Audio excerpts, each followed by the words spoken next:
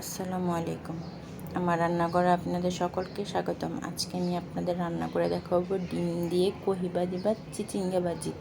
প্রথমে একটা কড়াই বসিয়ে দেব, তারপরে পরিমাণ মতো তেল দিয়ে দেব, দিয়ে পেঁয়াজ কুচি দিয়ে দেব। পেঁয়াজ কুচিটা দেওয়ার পরে কাঁচামরিচ কুচি দিয়ে দেব।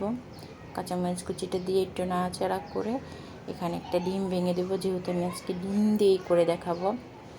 এই তো একটা ডিম ভেঙে দিয়ে দিলাম। ডিমটার সাথে সাথে নাড়াচাড়া করার দরকার নেই, কারণ যদি সাথে সাথে নাড়াচাড়া করেন ডিমটা বেশি গুঁড়ো গুঁড়ো হয়ে যাবে। যদি একটু লেট করে নাড়াচাড়া করেন তাহলে ডিমটা দেখতে একটু আস্তে আস্তে দেখাবে, ভালো লাগে দেখতে।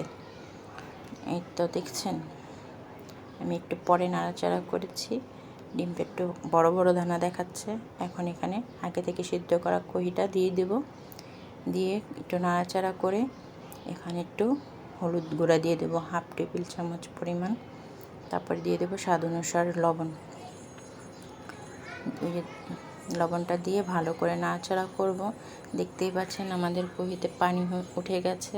যতক্ষণ না পর্যন্ত ওই কহিতে পানিটা না শুকাবে ততক্ষণ পর্যন্ত নাড়াচাড়া করতে থাকবেন। দেখেছেন আমাদের কহিতে অলমোস্ট পানিটা শুকিয়ে গেছে। এখন এখানে দিয়ে দেব কিছুটা ধনেপাতা কুচি, দিয়ে নাড়াচাড়া করে তারপরে এটা নামিয়ে ফেলবেন। একটু ভাজা ভাজা করে নামিয়ে ফেলবেন। যখন দেখবেন পানি শেষ হয়ে গেছে, পানি পুরাটা শুকিয়ে গেছে, তখন নামিয়ে ফেললে চলবে। আমাদের ভিডিওটা যদি আপনাদের ভালো লেগে থাকে অবশ্যই একটা লাইক, একটা কমেন্ট, সাবস্ক্রাইব করবেন। আল্লাহ হাফেজ।